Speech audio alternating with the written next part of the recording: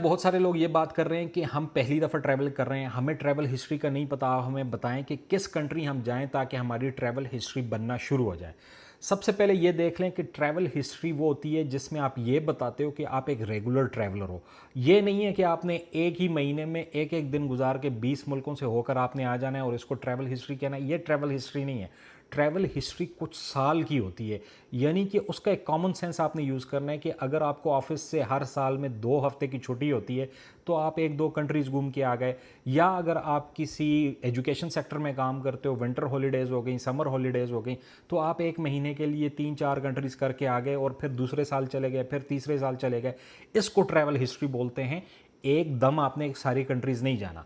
अब सवाल ये है कि पहला ऐसा कंट्री कौन सा हो जहां हम वीज़ा लगाएं, हमारा वीज़ा भी लग जाए और हम जाकर ट्रैवल भी करके वापस आ जाएं।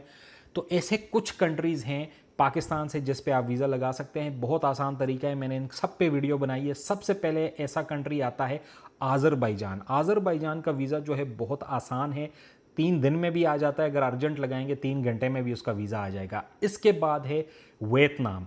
वियतनाम का वीज़ा भी जल्दी आ जाता है। इसके बाद है थाईलैंड। थाईलैंड पहले स्टिकर वीज़ा था, अब वो ई वीज़ा हो गया, आप खुद लगा सकते हैं, किसी एजेंट की ज़रूरत नहीं है। ये 3 कंट्रीज़ हो गए। इसके अलावा अगर आपने जाना है तो साथ मलाइशिया है।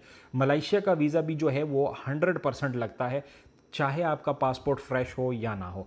इसके अलावा और बहुत सारे वीज़े हैं जिनमें चांसेस थोड़े से कम है, लेकिन ये जो 4-5 कंट्रीज़ मैंने आपको बताएं इनमें 100% चांस है कि आपका वीज़ा लगेगा। जब आप एक दफ़ा ये ट्रैवल करके आओगे इसके बाद फिर आप और कंट्रीज़ में जा सकते हो।